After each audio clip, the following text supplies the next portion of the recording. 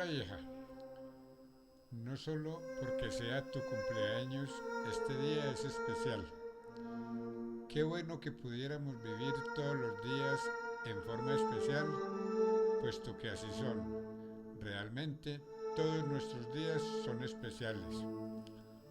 Hoy quiero aprovechar la ocasión para ratificar que a pesar de la distancia, siempre estás presente en mi vida, aunque no te lo diga verbalmente, ya que a veces creemos que no es necesario manifestarlo y el tiempo se encarga de hacernos caer en la cuenta de lo rápido que pasa y el largo espacio que dejamos sin comunicación y sin expresar lo que sentimos y necesitamos.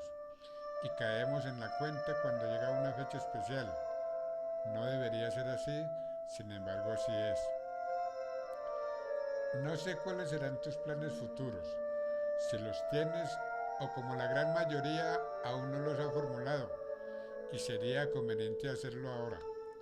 Lo que sí quiero que sepas es que pase lo que pase, hagas lo que hagas, siempre serás mi hija y siempre estaré aquí, en tu vida, para lo que necesites de mí y me gustaría que siempre lo tengas presente sin dudar en expresarlo, puesto que aunque tengamos diferencias en muchas cosas y conceptos, lo que nos une es más poderoso que todas las diferencias juntas. No sé si lo que escribiste en Facebook tiene que ver con tu situación y o condición o fue solo una circunstancia. Yo lo entendí como un mensaje y espero que sepas y entiendas que lo que digo y ofrezco es totalmente cierto, que estas cosas se pueden hacer también por internet y los resultados son reales, rápidos y definitivos.